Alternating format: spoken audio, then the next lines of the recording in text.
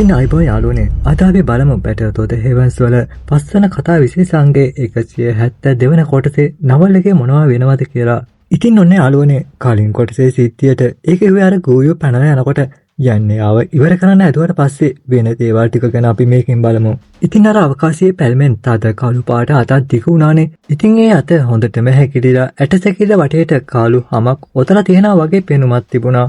ඒ වෙලුණු කළු හම උඩින් අද කළු පාටක් වේදුවන ආමෝතු ඉරි වගයක් බොඳ වෙලා පේනවා. ඉතින් ඒ අතේ පෙනුමත් එක්කම මුළු අහසම තවත් අඳුරුණා වගේ දැනුණා. ඒ අතෙන් පිට වුණේ නිකම්ම නිකන් ඇද ගැනීමේ බලයක් නන් නෙවෙයි. තමන්ගේ ආත්මය පවා උරා ගන්න පුළුවන් ආමෝතු උෂ්ණ බලයක්. ඔන්න මේ කළු අත දැක්ක ගමන්ම සිවන්ගේ මුහුණේ තිබ්බ ඉරියව් හොඳටම බරපතල වුණා. හිත ඇතුලෙන් ආපු අදහසකට අනුව ගිනි වලල්ලෙන් වට උණු කළු ගිනි තැටිය ටිකක් දුරින් පාවී ගිහින් එක පාරටම සත්‍යයක් දාලා සිවයන්ගේ හස්තයට ඇලුනේ ආතක ප්‍රමාණයට හැකිලිලා. ඉතින් ඊළඟට වෙච්ච දේ තමයි හිතා ගන්නම අමාරු දේ. ඒ ගිනි වලල්ලෙන් වට වෙච්ච අර කළු ගිනි තැටිය අර තද කළු අතත් එක්ක තදින් ගැටුණා. ඒ කැටීමත් එක්කම ඝන කළු ආලෝකයක් එක පාරටම දැල්වී ගිහින් ඒ අත වටේට එතෙන්න ගත්තා. මේ කළු ආලෝක කිරණ විහිදෙනකොට අර හැකුළුණු අතේ අයිතිකාරයා ටිකක් පරිස්සම් වුණා. අතේ හැම උඩ තිබ්බ ඒ කළු ඉරි ටිකත් එක පාරටම වේගෙන් සෙල් වෙන්න පටන් ගත්තා. ඒ ඉරි නින්දෙන් ඇහැරෙන විස සර්පයෙක් වගේ එළියට ඇවිත් අර කළු ආලෝක කිරණ එක ගැටෙන්න පටන් ගත්තා. ඊට පස්සේ දෙකම එකිනෙකට අනුකම්පාවක් නැතුවම ගැටිලා නිස්සද්දව විනාශ වෙලා ගියා. ඉතින් මේ ප්‍රහාර දෙකම එකිනෙකාව විනාශ කරගත්තට පස්සේ අර කළු අත එකපාරටම තිගු වෙලා ඒ ගිනි තැටිය පස්සට තල්ලු කරලා දැම්මා. ඊට පස්සේ එයා ගෝයුව අල්ලගත්තා. අවකාශීය ඉරි තැනීම වේගයෙන් ලොකු වුණා. එකපාරටම අවකාශයෙන් ඇදගැනීමේ බලයක් ආවා. ඒ බලයෙන් ගෝයුව ඇතුළට උරා ගන්න පටන් ගත්තා. ඉතින් ගෝයුව ඇදගෙන යනවා දැක්ක සොයන්ගේ ඇස් ටිකක් විතර හීතල වුණා. උඹ කොහෙද යන්න හදන්නේ කියලා කිව්වා. මේ ආත්ම මාලිකාවේ ඩූෂන් ඇයි එළියට එන්නේ නැත්තේ කියලා යන්ට තේරුනේ නැතත් ගෝයුව බේර ගන්න දෙන්න සොයන් කොහෙත්ම කැමති වුණේ නැහැ. ඒ හන්දා සොයන් ඉස්සරහට පියවර කීපයක් තියලා අකුණු සැරයක වේගෙන් ගෝයුගේ ඇඟ ඇඟිලි තුඩුවෙන් තද කළා. ඒකෙන් ගෝයුගේ හැම පුපුරලා ගියා. එයාගේ ඇඟ වහගෙන තිබ්බ බලවත් දුක්ඛිය බලයට මේ තියෙන උණුසුම් සුළඟ නවත්තන්න බැරි වුණා. යන් ගෝයුගේ ඇඟේ ලේ වැකි සිදුරු කිහිපයක් ඇදුවට පස්සේ ගෝයු දුක්බර කෑ ගැහිලා පිට කළා. එයාගේ මූණ අලු පාට වෙලා තිබ්බා. ගෝයු දුකෙන් කෑ ගහනකොට සියෝයන් සීතලෙන් සිනහ වුණා. ඔබ මෙතන ඉඳපන්. එයා කිකුරු පාරක් වගේ ගෝයුගේ නාලල පැත්තට ඇඟිල්ල දිගු කළා. සියෝයන් ඒක ගැහුවා නම් ඒ භයංකාර බලයට කොමෝඩු ගෙඩිය බිම වැටුණා වගේ ගෝයුව විනාශ කරන්න තිබුණා. ඒත් එතකොටම තරුණ පරම්පරාවේ උඹ ඇත්තටම සීමාව ඉක්මවා යනවා කියලා සොයන් මේ මාරාන්තික පහර එල්ල කරන්න හදනකොට අර අඳුරු කළු අවකාශීය පැල්මෙන් අවසානයේ වැඩිහිටියෙක්ගේ කෑ ගැහිල්ලක් එළියට ඇදී ආවා. ඊට පස්සේ අර කළු අත ගෝයුගේ උරහිස්ස තදින් අල්ලාගෙන වේගයෙන් ඔහුව අවකාශීය පැල්ම ඇතුළට ඇදගත්තා. ඒ අතරේම ඒ අද්භූත ඩූෂන් කෙනා සොයන්ගේ ඇඟිල්ලට තදින්ම ගැටෙන කාලු ඇඟිල්ලක් දික් කළා. එතකොට ඒ ඇඟිලි දෙක ගැටුණු තැනින් භයානක බල කුණාටුවක් ඇති වුණා. අඩි දහස් ගණනක් ඇතුළත අවකාශයේ පිටී යනකම්ම සෙලවුණා. ඉතින් ඒ ගැටීමෙන් පස්සේ සොයන්ට පියවර කිහිපයක් පිටිපස්සට යන්න වුණා. ඝන කාලු අත දිහා බලද්දී එයාගේ ඇසට තිබුණේ ඒකට තද වුණු හැඟීමක්. කොහොම හරි ඔන්න ටික වෙලාවකින් ඒ කාලු අතත් ධම් රතු පාටට හැරුණා. එහෙම උනේ යන්ගේ සර්ගී ගිනිතල හඳා වෙන්න ඇති. ඊට පස්සේ අර කළු අත වටේ කළු වාතයේ එතෙද්දි ඒක ඉක්මනින්ම අවකාශීය ඉරිතැල්මට ඇතුළු වුණා. ඒත් එක්කම අඳුරු වැඩිහිටි හඬක් මුළු තරු ලෝකෙම පැතුරුණා. "ඒයි පුංචි මල්ලි උඹ සතුටු වෙන්න එපා. මගේ හුන්වංශය උඹට මේ තරම් සත්‍යයක් වෙන්න ඉඩ දීලා ලොකු වැරැද්දක් කළා. ඒත් උඹ ඩූෂන් වුණා කියලා අපේ වංශය බය කියලා හිතන්න එපා. උඹට උඹේ තාත්තා සියෝසාන්ව බේර ගන්න ඕනේ නම් හුන් රාජධානියට වරෙන් මම උඹ එනකන් ඉන්නම් කියලා කිව්වා. ඒකට අපේ යන් නිසකයි මම ඉක්මනින්ම පසුවම හුන් රාජධානියට එනවා කියලා ඒ කළු පැල්ම දිහා බලාගෙන එයා සීතලෙන් hina වුණා. ඒත් ඉතින් මේ හුන් වංශය කොච්චර බලවත්ද කියලා හැමෝම දැනගෙන හිටියා. සොයන් ඩූසෙන් උනා කියලා හැමදේම කරන්න බෑ. එයාගේ මුතුන් මිත්‍රෙකුණු සියෝසුවන් පවා උච්චතම ඩූසෙන් කෙනෙක්. එහෙම වෙලත් අවසානයේ ආත්ම මාලිකාවේ කණ්ඩායමකින් එයා පරාජය වුණා. ඒ වෙලාවේ එක ගැන හිතපු සොයන් ටිකක් පරිස්සම් වුණා. ඒත් එයා ඒ අනිත් පාර්ශවයට බය කියලා නම් පෙන්නුවේ නැහැ. සොයන්ගේ අමුතු හිනාවට අර අවකාශීය පැල්ම ඇතුලේ හිටපු පුච්චලයාට ඒ වෙනකොටම කේන්ති ගිහින් තිබුණා. කොච්චර අහංකාරද? මට තිබ්බ සීමාවන් නොතිබ්බාන මම අදම ඔතනට ඇවිත් අනාගතේ කරදර නවත්තන්න උඹ විනාශ කරලා දානවා. එහෙම කියලා එයා කතාව නැවතුවා. අවකාශීය ඉරිතැලීමෙන් කළු වාතයක් ඉහළට ආවා. හැමෝම බලන්නේ නැද්දි ඒ පැන්ම වේගයෙන් හැකිලිලා අතුරුදහන් වුණා. සොයන් ඔබ කොච්චර පොරබැදුවත් අන්තිමට උඹට වෙන්නේ මගේ හුන් වංශයේ සිරකරුවෙක් වෙන්න. උඹේ මුතුන් මිත්තන්ටත් උනේ ඒකම තමයි. උඹට මේ ඉරණෙමෙන් නම් පැනලා යන්න බැරි වෙයි. අතුරුදහන් වන ඉරිතැලීම හරහා නොපැහැදිලි කටහඬක් සොයන්ගේ කන් වලට යාන්තමට ඇහුණා. ඒ අවකාශයේ ඉරිතැලීම අතුරුදහන් වුණු තැන දිහා බලන් හිටපු සොයන්ගේ මුහුණ අමුතු වුණා. එයාගේ ඇස් දිලිසුණා. හුන් වංශයේ විශේෂඥයෝ ඇත්තටම අමුතුයි. අනපේක්ෂිතයි. යන් කලින්ම තරු රාජධානිය අවකාශයේ වහලා දැම්මත් මේ අයට ඒකෙන් පැනලා යන්න පුළුවන් වුණා. ඒ වගේම නොහිතපු විදිහට සොයන් අකුළු දාලා තිබ්බ අවකාශයේ පවා විනිවිදගෙන අර හුන් වංශයේ දූෂණ කෙනා අන්තිමට ගෝයුව බේරගත්තා. ඉතින් එයා හිතපු විදිහට ඒ පුච්චලයා නම් එක්තරු දූෂණ පන්තියේ උච්චතම අවස්ථාවේ ඉඳපු කෙනෙක් වෙන්න ඇති. අර පළමු ටියන්සුන් කියලා කියන්නේ එයාටද දන්නේ නැහැ කියලා සොයන් හිතුවා. ඉතින් මේ මොහොතේ සොයන් හිටියේ එක්තරු දූෂණගේ ආරම්භක මට්ටමේ විතරයි. කලින් හිටපු කෙනා එක බලද්දි එයා තාමත් ටිකක් දුර්වලයි. ඒත් එයාගේ සර්ගයේ කිනි දැලේ සත්‍යයත් එක්ක සටන් කරොත් නම් සොයන් එයාට බය වෙන්නේ නැහැ. යන් හිතුවා දැන් මම ටියුෂන් පන්තියට ආවා කියලා හුන් වංශයේ මාව කලින් වගේ නොසලකා හරින්න නැතුව ඉන්න එකක් නැහැ කියලා. එයාට ඇත්තටම මොනවා හරි උපක්‍රමයක් කරන්න ඕනේ නම් සැබෑ විශේෂඥයෙක්ම එවයි. සොයන්ගේ හදවත ටිකක් සීරුවෙන් හිටියා. ඊළඟ වතාවේ හුන් වංශයේ කට්ටිය හම්බ වෙද්දි ඇත්තනම තියෙන්නේ දරුණු සටනක් තමයි කියලා යාට ඒ වෙලාවේ එහෙම හිතලා සොයන් හිමීට හුස්මක් පිට කරා. එයා හැරිලා වටින තරු මණ්ඩපේ ගෝලයන් හා වැඩි හිටියන් දිහා බැලුවා. මේ වෙලාවේ එයාලා ඔක්කොම කාලෙන් තිබ්බ භයංකාර සටනින් ගැස්සිලා සම්පූර්ණයෙන්ම නිස්සද්ද වෙලා හිටියා. සියලු වැඩිහිටියෝ ආයෙත් තමන්ගේ වැඩවලට යන්න. මේ අවුල් ටික පිරිසුදු කරන්න තුවාල වෙච්ච අය ඉක්මනින් සුව වෙන්න ඕනේ. හැම ගෝලයෙක්ම සුපුරුදු පරිදි වැඩ කරන්න. සියයන් ඉහළ ඉඳන්ම මුළු තරු ලෝකයේ දිහාම බැලුවා. එයාගේ කටහඬ හැමෝගේම කන්වල තෝංකාර දුන්නා. තේරුණා මේ නියෝගය ඇහුණාම හැමෝම කලබලෙන් වගේ කවුරෙන් යුතුව කෑ ගැහුවා.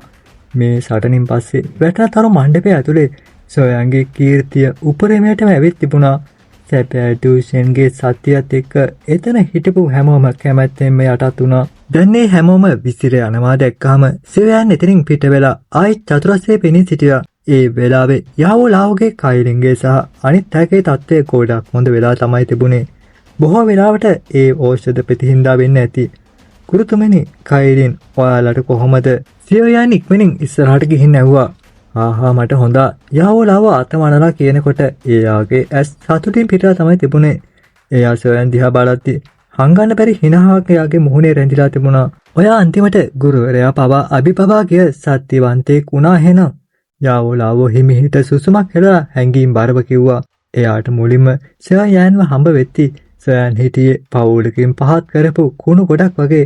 මේ අවුරුදු ගණනාව පුරා ඒ දවස්වල හිටපු තරුණයා විශ්වාස කරන්න බැරි තරම් උත්සාහයෙන් තමයි මේ තැනට ආවේ. ඉතින් යාළු එයා ආපු පාරේදී විඳපු පීඩනයි දුකයි දැනගෙන හිටියේ ඒ තරුණයා විතරයි. එහෙම කාලේ කිවිලා ගියා. ඒ මුතු මොලොක් රාජාලි පැටියා අන්තිමේදී අහසට නැගලා මේ මොහොතේ සොයන් අවසානයේදී මේ දෝචි මහද්වීපේ තියෙන උසස්ම තැනකට පය තැබුවා. ඉතින් මුලින් කුණු ගොඩක් කියලා කියපු මේ තරුණයාගේ ජයග්‍රහණ ඉස්සරහා ජෝතෙක් වගේම ඇල්කෙමිස්ට් ගුරුවරයෙක් වුණු යාවෝ ලාවෝගේ පරමාදර්ශී බුද්ධිය පවා නොසලකා ඉන්න පුළුවන් තරම් වෙනවා. ඉතින් අර කලින් මැදිහත් වුණු පුජ්‍යලයා ආත්ම මාලිකාවේ ටියුෂන් කෙනෙක් වෙන්න ඇති නේද? යාවෝ ලාවෝ හිස වනලා ඇහුවා. ඒක ඇත්ත. එයා ගොඩක් සත්‍යමත්. හැබැයි එයා මොකක් හරි දෙයක් ගැන කනසල්ලෙන් තමයි හිටියේ. එළියට එන්න තරම් එඩිතර උනේ නැහැ. සොයන් හිස වනමින් පොඩ්ඩක් අවිනිශ්චිත විදිහට උත්තර දුන්නා. ඉතින් යාවෝ ලාවෝ ඒ ගැන සැකයෙන් පිරී ගියා. ඒ හුන් වංශයේ ටියුෂන් එළියට ඇවිත් පහර දුන්නා නම් සොයන්ට දරුණු සටනකට මුහුණ දෙන්නට වෙනවා. ඒත් පුදුමයට කාරණේ උනේ ඒ ටියුෂන් ගෝයුව බේරගන්න විතරක්මයි උත්සාහ කරේ. සියෝයන් එයාව කොච්චර ඇවසුවත් එයා තමන්ව හෙලි කරන්න කැමති උනේම නැහැ. ඉතින් මේ පුච්චලයට මොකක් හරි සීමාවක් දාලා ඇති. යාවෝලාවෝ ඒකන එහෙම ටිකක් හිතලා කියනකොට සෙවන් පොඩ්ඩක් හිස වැනුවා. ඒත් යන් මේ මාතෘකාවටම හිර වෙලා නම් ඉන්න කැමති උනේම නැහැ. එයා හිමීට කිව්වා අපි මුලින්ම ශාලාවට යමු. ඊට පස්සේ කරුණා කරලා මේ අවුරුදු දෙකේදී වෙච්ච දේවල් ගැන මට කියන්න. යාවෝලාවෝ හිස වනලා සෙවන්ගේ ආධාරයෙන් නැගිට්ටා. ඊට පස්සේ හැමෝම වේගෙන් වැටෙනතර මණ්ඩපේ ප්‍රධාන ශාලාවට ගියා. යාවෝලාවෝ සියෝයන් සහ අනිත් අය විශාල ශාලාවේ වාඩි වුණාට පස්සේ සියෝයන් නිස්සද්දව පුංචි සුරංගනාවේ වෛද්‍යවරයාට සමන් දුන්නා. අනිත් අයත් මේ අවුරුදු දෙක ඇතුළත වෙච්ච දේවල් විස්තර කරා. ඉතින් එයා දැනගත්තා ගැඹුරු ගංගා සන්ධානය, ගැඹුරු අහස නිකාය සහ තවත් කණ්ඩායම් කිහිපයක් එකතු වෙලා හදලා තියෙනවා කියලා. ඒක ඇහුණට පස්සේ සියෝයන්ගේ මුහුණේ ආමතු හැඟීමක් ඇති වුණා. ඒ වෙලාවේ යාවෝ ගුරුතුමා කිව්වා අද ඔයාගේ අතින් ලියමින් වයසක අසාව ඉවර කරලා තියෙනවා. ඒ විතරක් නෙවෙයි ගැඹුරු ගංගා සන්ධානයේ විශාල විශේෂඥයෝ ගණනාවක්ම මෙතන ඉවර වුණා. ඉතින් අනාගතයේදී එයාලා චාරිත්‍රණයක් වෙන එකක් නැහැ. ඒත් අපි ක්‍රියාමාර්ගයක් නොගත්තොත් අපි ගොඩක් දුර්වලයි වගේ පෙනේ. ඒ හන්දා තාරුල් ලෝකයේ අවුල් ටික පිරිසුදු කරාට පස්සේ මමම අපේ සේනාව අරගෙන ගිහින් ගැඹුරු ගංගා සන්ධානයට එකතු වුණු කිසිම කණ්ඩායමකට නිදහස් වෙන්න දෙන්නේ නැහැ කියලා කියනකොට යාවෝලාවෝගේ ඇස්වලින් සීතල දීප්තියක් දිස්සුණා. සියෝයන් නියමිත වෙලාවට එළියට ආවේ නැත්තම් ගැඹුරු ගංගා සන්ධානය මේ වෙනකොටත් වැටෙන තරු මණ්ඩපේ විනාශ කරලා තියෙන ඉඩ තිබුණා. සියෝයන් ටිකක් හිසවනලා ඇඟිල්ල මේසේ උඩට හිමිහිට තට්ටු කළා. මොහොතකට පස්සේ එයා හිමිහිට කිව්වා ගැඹුරු ගංගා සන්ධානය කියන්නේ දැනටමත් නවතගත් තර්ජනයක්. හැබැයි අපි වැටෙන තරු මණ්ඩපේ සත්‍යයෙන් අපිට තවමත් ආත්ම මාලිකාව එක්ක සටන් කරන්න බෑ. ඉතින් ඒකට අපිත් ගැඹුරු අහස නිකායෙන් ඉඟියක් අරගෙන අපිත් ඇත්තටම විශාල සන්ධානයක් පිහිටවන්න ඕනේ කියලා පේනවා. සන්ධානයක් ඒ වචනේ ඇහුණාම යාවෝලාවෝ සහ අනිත් අය ගැසිලා ගියා. එයාලා එකපාරටම ඒ අදහස ගැන හිතන්න පටන් ගත්තා. යන් කියාගෙන ගියා.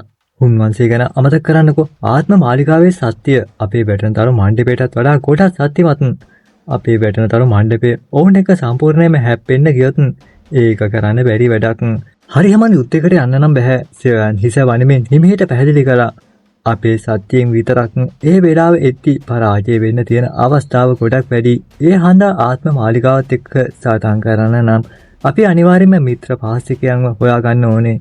ඒකට කවුද උදව් කරන්නේ කියලා අහනකොට ඒක ලේසි වෙන එකක් නැහැ. ආත්ම මාලිකාව හරිම බලවත්. අපි ඇරෙන්නේ වෙන කවුද? එයාලට විරුද්ධ වෙන්නේ. කයිලෙන් ඇහි බැමි උස්සලා ඇහුවා. පිටුතරේ විදිහට යන් කියනවා ඒකට හේතුව තමයි ආත්ම මාලිකාව ගොඩක් බලවත් එක. ඒත් ඒකට අපිට අවස්ථාවක් තියෙනවා. දන්නවද? ඒ මිත්‍රයෝ ආත්ම එකතු කරන්න කියලා අනිත් අයව තරහ ගස්සන්න ගොඩක් දේවල් කරලා තියෙනවා කියලා සොයන් හිමිහිට හිනහවලා උත්තර දුන්නා. නිකමට පිළිකුලන දිහා බලන්න. එයාලා ආත්ම මාලිකාවට හොඳටම කැමති නෑ. ආත්ම මාලිකාවේ සත්‍යයට බය නැත්තම් එයාලා දැනටමත් සාටනට මිනිස්සු එකතු කරලා ඉවරයි. ආත්ම මාලිකාව බලවත් ආත්ම එකතු කරන්න ගොඩක් කැමති. බලවත් ආත්ම තියෙන අය පොහොතුරට ඇල්කෙමිස්වරු තමයි. මේ අවුරුදු වලදී ආත්ම මාලිකාව නොදන්න ඇල්කෙමිස්වරු කී දෙනෙක්ට පහර දීලා ඇත්ත. පිළිකුලන මේ ප්‍රහාර ගැන දැනගෙන හිටියත් එයාලාට ඉවසන්න ඉන්න උනා. එහෙම කියලා යන් කියද්දී පුංජ සුරංගනා වෛද්‍යවරිය ටිකක් පැකලෙමින් ආත්ම මාලිකාවේ සත්‍ය ඇත්තටම ටිකක් සත්‍යමත්. ඒත් පිළිකුලනේ ඉන්න ප්‍රධාන යෝධයෝ 3 දෙනා උච්ච දූසුන්වරු විතරයි නේද? මේ වගේ සත්‍යයක් ආත්ම මාලිකාවට ලොකු තර්ජනයක් නොවේ කියලා කතා කරා. ඒ වෙලාවේ යාවෝලාවෝ රහසක් හෙලි කරන්න ගත්තා. මේක පිළිකුලනේ පිටතට පේන සත්‍ය විතරයි. මේ පොඩි බලය විතරක් තිබුණා නම් පිළිකුලන කොහොමද ගොඩක් ඇල්කෙමිස්වරුන්ගේ හදවත් වලට සුද්ධ භූමියක් වෙන්නේ? කොහොමද ඒක ආත්ම මාලිකාවට සමානව පවතින්නේ? යාවෝලාවෝ එකපාරටම හිස වනලා හිමීට ප්‍රශ්න කළා. පිළිකුලන ගැන එයාට ගැඹුරු අවබෝධයක් තියෙනවා කියලා එයා ස්වාභාවිකව පුරසාරම් දෙඩුවා. ඒ විතරක්ම නොවේ. සොයන් අවුරුදු දෙකක් සැඟවිලා ඉන්නකොට අර ස්වන් කොන්සි කියන වයසක මිතුරා අන්තිමට පෙන්ෂන් පන්තියට උසස් වුණා. එයා ආරම්භක මට්ටමේ පෙන්ෂන් කෙනෙක් වුණත් එයාගේ සත්‍ය ඉහළ ගිහින් වැඩිහිටි ස්වන් කොන්සි පෙන්ෂන් පන්තියට උසස් වුණාද? මේ ආරංචි ඇසුණු සොයන් ටිකක් පුදුම වුණා. එයා ටික වෙලාවක් කල්පනා කරලා එකපාරටම මෙහෙම ඇහුවා. පිළිකුලනේ ප්‍රධාන යෝධයෝ 3 දෙනා එකතු වෙලා ආත්ම මාලිකාවේ ප්‍රධානියට පහර දීලා තියෙනවා කියලා වැඩිහිටි සොයන් කොන්සි කිව්වා. වගේ මට මතකයි. අතීතයේ සොයන් ආත්ම මාලිගාව ගැන දන්නේ නැත්තම් එයා මේ කතාව විශ්වාස කරන්න තිබුණා. ඒත් දැන් එයා මේ පිකාසය ගැන සැක කළා. ආත්ම මාලිගාවේ දෙවන ටියන්සුන් ඉහළ මට්ටමේ බෑන්ෂන්ගේ සත්‍යයට ළඟා වෙලා ආත්ම මාලිගාවේ අද්භූත හා තේරුම් ගත නොහැකි ප්‍රධානියා ගුවිට වඩා සත්‍යමත් වෙන්න පුළුවන්. සොයන් කොන්සිත හා අනිත් වැඩිහිටියෝ දෙන්න කොහොමද මේ වගේ සත්‍යයක් එක වැඩ කරන්නේ කියලා. ඒකට යාළුවෝ කතා කරලා ඒක ඇත්ත තමයි. නමුත් එයාලා සටන් කළේ ආත්ම මාලිගාවේ ප්‍රධානියාගේ සැබෑ ශරීරය එක නෙමෙයි. ඒ වෙනුවට ආත්ම මාලිගාවේ විශේෂඥයෙක් ළඟ තිබුණේ එයාගේ ආත්මයේ කොටසක් විතරයි. එයාට විශේෂඥයෙකුගේ ශරීරයක් තිබුණත් ඒ සහෝදරයෝ තුන්දෙනා අවාසනාවන්ත විදිහට පරාද වුණා. මේ කාරණාව එයාලා ඉස්සරහා නම් කියන්න එපා. නැත්තම් එයාලට අවසානයේ ලැජ්ජාවක් ඇති වෙන්න පුළුවන්. යාළුවෝ කතා කරන ගමන් නිකමට වගේ hina වුණා. ඉතින් එයා hinaව නැවතුවට පස්සේ පුංචි සුරංගනා වෛද්‍යවරිය සහ අනිත් අය දිහා බලාගෙන එයා මෙහෙම කිව්වා. සාමාන්‍ය කෙනෙක් දන්නේ පිල් කුළුණ ගැන විතරයි. ඒ සාමාන්‍ය මිනිස්සු පිල් කුළුණ ඇතුලේ තියෙන කුඩා පිල් කුළුණ ගැන දන්නේ නැහැ. කුඩා පෙති කුළුණ මේ වචනේ ඇහුනාම පුංචි සොරංගනා වෛද්‍යවරියගේ කණ්ඩායමයි සොයානුයි පුදුම වුණා. එයාලා මේ කුඩා පෙති කුළුණ ගැන අහපු පළවෙනි වතාව මේකයි. ඉතින් යාළුවනේ මේ කුඩා පිල් කුළුණට ඇතුළු වෙන්න පුළුවන් අය ගොඩක් අඩුයි. සොයන්ගේ පැරණි ආත්මය යන්තම් අවස්ථා සපුරනවා ඇති. යාළුවෝ hina වුණා. මොකද කුඩා පෙති කුළුණට ඇතුළු වෙන්න තියෙන පළමු අවශ්‍යතාවය තමයි වර්ණ 7ක පෙති අකුණු කැඳවන්න පුළුවන් 8 වෙනි මට්ටමේ ඖෂධීය පෙත්තක් පිරිපහදු කරන්න පුළුවන් වෙන්න ඕන වෙන එක. ඒත් එක්කම කෙනෙක්ගේ ආත්මය ආත්ම තත්ත්වයට ළඟා වෙලා තියෙන්නත් ඕනේ. වර්ණ 7ක පෙති අකුණු ආත්ම රාජ්‍ය ආත්මය මේ අවශ්‍යතා ඇත්තටම ගොඩක් දැඩි. සොයන් හිස සැලුවා. ඉතින් එයා ටියුෂන් පන්තියට යන්න ඉස්සර වර්ණ 7ක පෙති අකුණු තියෙන 8 වෙනි ස්තරයේ ඖෂධීය පෙත්තක් පිරිපහදු කරන එක එයාට ටිකක් අමාරු දෙයක් වෙන්න තිබුණා. ඒ හන්දා කුඩා පෙති කුළුණට ඇතුළු වෙන්න එයාගේ පැරණි ආත්මයට සුදුසුකමක් නොතිබෙන්න ඇති. ඉතින් මේ කුඩා පිල් කුළුණ ඇතුලේ ඉන්න මිනිස්සු තමයි පිල් කුළුණේ සැබෑ හරය. එයාලා ඉන්න එකෙන් තමයි ආත්ම මාලිගාව කවදා පිල් කුළුණට එච්චර නරකක් කරලා නැත්තේ. ඒ අස්සයෝ ඔක්කොම ගොඩක් වයසයි. මම එයාලව මොන ගෙහෙද්දී පවා හිස නමලා ආචාර කරන්න ඕනේ. යාළුවෝ හිමේට hina වුණා. ඒ වගේම මම කලින් කුඩා පිල් කුළුණ ඇතුලේ හිටියා. ඒත් මම ඒ පරිසරයට හුරු නැති එකෙන් මම අන්තිමට එකෙන් එළියට ආවා. කුඩා පිල් කුළුණේ නීති දැඩි නැහැ. එළියට අනේක ලේසි. ඒත් ඇතුලට අනේක අමාරුයි. ඒක අහපු සොයන් නිස්සද්ද වුණා. ඉතින් මේ පිල් කුළුණ පිටින් පේන තරම් සරල නැහැ නේද? කොහොමත් ආත්ම මාලිගාව එක්ක සමාන කරන්න පුළුවන් කණ්ඩායමක් ඇත්තටම අසමාන්‍යයි. ඔයා යෝජනා කරපු සන්දානය ඇත්තටම කරන්න පුළුවන් දෙයක්. පිල් කුළුණ සහ ආත්ම මාලිගාව අතර සම්බන්ධය හිතනවට වඩා ගොඩක් නරකයි. කුඩා පිල් කුළුණේ ඉන්න අය ඇත්තටම ආත්ම මාලිගාවට කැමතිම නැහැ. එහෙම කියලා යාළුවෝ කිව්වා. ඉතින් මේක අහුනාම සොයන් ටිකක් සතුටු වුණා. කුඩා පිල් කුළුණ උච්චතම අවස්ථාවට ආපු කාලේ කුළුණු ප්‍රධානියා එකපාරක් ගෝලයෙක්ව බාරගත්තා. මේ ගෝලයා අවුරුදු 40කින් ගොඩක් අත්දැකීම් තියෙන වැඩිහිටියන් පහු කරගෙන ගියා. ඒත් පස්සේ වුණ අනතුරකින් එයාගේ සැබෑ තොරතුරු හෙළි වුණා. කවුරුවත් හිතුවේ නැහැ එයා ආත්ම මාලිගාවෙන් එපු කෙනෙක් කියලා. සිද්ධිය එළි වුණාට පස්සේ කුළුණු ප්‍රධානියා එයාගේ ගුරු ශිෂ්‍ය සම්බන්ධය නිසා එයාව අත්හැරලා දැම්මා. අන්තිමට හුන්වහන්සේ විශේෂඥයන්ගේ උදව්වෙන් මේ හදවතක් නැති පුජ්‍යලයා ඒ කුළුණු ප්‍රධානියාව ඉවර කරලා දැම්මා. යාළුවෝ දුකින් වගේ හිමිහිට සුසුන් ලෙමින් කිව්වා. මේ කතාව අහලා සොයන් හොඳටම සිනාසුණා. ඒ කුළුණු ප්‍රධානියා යාළුවෝටත් වඩා දුක්ඛිත දෙයක් විඳලා තිබුණා. මේ සිද්ධිය නිසා පිල් කුළුණ ඒ කාලේ ආත්ම මාලිගාව එක්ක විශාල යුද්ධයකට ගියා. ඒත් යාළුවාට උණු තරුණු පාඩු හන්දාම මේ වෛරය යටපත් කරනවා ඇරෙන වෙන විකල්පයක් තිබුණේ නැහැ. කාලයත් එක්ක මේ වෛරය අඩු වුණේ නැහැ. ඒ වෙනුවට ඒක වැඩි වුණා. යාළුවෝ හිමිහිට තවදුරටත් කිව්වා. ඒ හන්දා ආත්ම මාලිගාවට එරෙහිව සටන් කරන්න එයාලා එක්ක සන්දානයක් හදාගන්න පුළුවන්. සොයන් හිස සැලුවා. එයාගේ ඇස් සතුටින් පිරලා තිබුණා. පිල් කුළුණ එයාගේ කණ්ඩායම එක්ක සන්දානයක් හදාගත්තොත් එයාලාගේ සත්‍ය ගොඩක් ඉහළ යනවා. එතකොට මහද්වීපයේ සුපිරි කණ්ඩායම් එක කරට කර ඉන්න පුළුවන් වෙනවා. අනාගතයේදී ආත්ම මාලිගාවට අපට පහර දෙන්න අවශ්‍ය වුණොත් ඒ අයට ගොඩක් පරිස්සම් වෙලා හිතන්න වෙනවා කියලා යන් හිතුවා. ඔයා මෙච්චර ඉක්මනට සතුටු වෙන්න එපා. කුඩා පිරිකුරුණ ඇත්තටම ආත්ම මාලිගාවට වෛර කරන්න පුළුවන්. ඒත් ඒ මුරණ්ඩු වයසක යාළුවන්ව සන්දානයට එකඟ කරවා ගන්න එක නම් හරිම අමාරු වෙයි. යාවෝ ලාවෝ කැමැත්තෙන් තොරව සොයන්ගේ සතුරු මුහුණට සීතල වතුර ටිකක් ඉසින්න වගේ කතා කළා. ඒක වැඩ කරයිද නැත්ද කියන එක පැත්තකින් තියමු. අපි ඒක උත්සාහ කළා බලමු. සොයන් හිනා වුණා. සාර්ථක වෙන්න තියෙන අවස්ථා කොච්චර අඩු වුණත් එයා අනිවාර්යෙන් උත්සාහ කරනවා. වැටෙනතර මණ්ඩපයට විතරක් ආත්ම මාලිගාව එක්ක හැප්පෙන්න කොහෙත්ම බෑ. හරි වැටෙනතර මණ්ඩපයේ දේවල් විසඳලා ඉවර වුණාට පස්සේ මම ඔයාව අරගෙනම පිරිකුණුවට යන්නම්. යාවෝ ලාවෝ හිස වනන්න කලින් ටිකක් වෙලාවක් කල්පනා කළා. සොයන් පොඩි නවත් දැම්මා. පිරිකුණුවට අමතරව අපිට මල්නිකාය ඒ වගේම තැවෙන ගිනිතල් නිම්නය සම්බන්ධ කරගන්නත් පුළුවන් වෙයි. මහත්යම තනතලාව ඇතුලේ එයාටත් විශාල කීර්තියක් තියෙනවා. අපි එයාලව සන්දානයට එකතු කරගත්තොත් ආත්ම මාලිකාවෙන් හානි වුණු තවත් නිකායක අනනාවක්ම අපිට එකතු වෙයි. ඉතින් මේ වගේ බලවේග එකතු වුණාම ඇති වෙන සත්‍ය හරිම භයංකාර වෙයි. කලින් එයාගේ අදහස් කිව්වා. එයා යාන් සන්දානය හදන්න ඒකට අතීතයේදී දායක වෙලා තිබුණා. ඒ වගේම සන්දානයකින් එන බලවත් ශක්තියෙන් එයා හොඳටම දැනගෙන හිටියා. මේ මල්නිකාය ඇතුලේ අවුරුදු ගණනක් තිස්සේ මුහුණ නෙපෙන්නපු මහා වැඩිහිටියෝ දෙන්නෙක් ඉන්නවා. ඒ දෙන්නම පෑන්ෂන් කෙනෙක්ගේ සත්‍යය තියෙනවා. සාමාන්‍ය මල්නිකායේ ගෝලය පවා එයාගේ පැවැත්ම ගැන දන්නේ නැහැ. යාවෝ ලාවෝ හිමීට හිනා වුණා.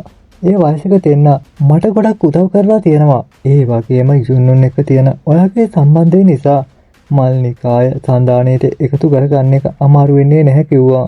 ඉතින් මේ මල්නිකාය ඇතුලේ පෑන්ෂන් පන්තියේ විශේෂඥයෝ දෙන්නෙක් හැංගිලා ඉන්නවා කියලා ඇහුණාම සොයන් පුදුම වුණා.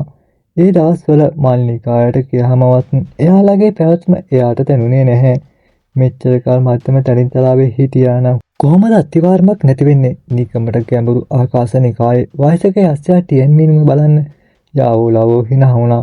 යාලෝකයේ වයසත් එක්ක විවිධ නිකායේ ඇතුලේ සංගවිලා ඉන්න වයසක යස්සයෝ ගැන එයා හොඳටම දැනගෙන හිටියා. යාවෝ ලාවෝ දිගටම කියාගෙන ගියා.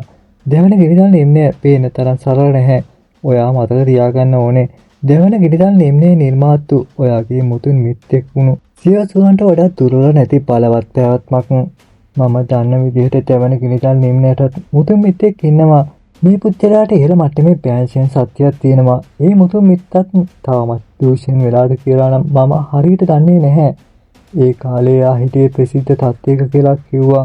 ඒකට සොයන්ගේ කටකොණක් තැඹුණා. මේ මොහොතේ අවුරුදු ගණනාවක් තිස්සේ මත්තම තනිසලාවේ තිබ්බ මේ කණ්ඩායම් එයා අඩු තත්සේරු කරලා තියෙන්නේ කියලා එයාට තේරුණා. ඉතින් එයාලට මේ තත්ත්වයට එන්න පුළුවන් වුණා නම් එයාලා කොහොමද සරල වෙන්නේ නේද? මේ දෙවන කිනිතල් නින්නේ ඒ පුච්චලයා ටිකක් අමුතුයි. එයා අවුරුදු ගණනාවක් තිස්සේ ලෞකික දේවල් වලට සම්බන්ධ වෙලා නැහැ. එයාගේ කරදරේ විසඳුවොත් සන්දානයට එකතු කරගන්න අමාරු වෙන්නේ නැහැ. යාවෝ ලාවෝ හිනා වෙමින් කියනවා. ඒ වයසක පුච්චලයාට තරුණ තුවාලයක් වෙලා තිබුණා. ඒකේ ප්‍රතිඵල අතරත් එයාට තියෙනවා. අපිට එයාගේ කරදර විසඳන්න පුළුවන් නම් දෙවන ගිනිදල් නිම්නය සන්දානයට එකතු කරගන්න එක අමාරු වෙන්නේ නැහැ කියලා. මේක අහුනාම සොයන් හිමීට හිස වෙනවා. ඒකෙන් එයාගේ ඇස්වල පොඩි උද්‍යෝගයක් ඇති වුණා.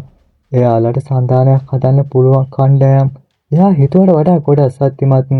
ඉතින් යාළුවනේ එයාලට හැමෝම එක්ක එකතු වෙලා විශාල සන්දානයක් හදන්න පුළුවන් වුණොත් ඒ සන්දානය මධ්‍යම තැන්තලාව ඇතුලේ තියෙන සුපිරි කණ්ඩායමක් බවට පත් වෙන එක නම් සහතිකයි. ඉතින් අපි ඒක පවිත්‍ර කරන යස්ස නෙළුම් දැල්ල එළියට එන්න කලින් මේ සන්දානය හදන වැඩේ ඉවර කරන්න ඕනේ කියලා කියපු වෙලේ සොයන්ගේ ඇස් දිලිසෙන්න පටන් ගත්තා. පවිත්‍ර කරන යස්ස නෙළුම් ගිනි දැල්ල වගේ අద్භූත දැල්ලක් සම්බන්ධ කාරණාවට ආත්ම මාලිකාව අනිවාර්යයෙන්ම වැදගත් වෙනවා. වැටෙනතර මණ්ඩපයේ සැබෑ සත්‍යයක් නැත්තම් අපි කොහොමද ආත්ම මාලිකාව එක්ක හැප්පෙන්නේ? සොයන් තනියම හිටියට එයා විතරක් නම් අදි.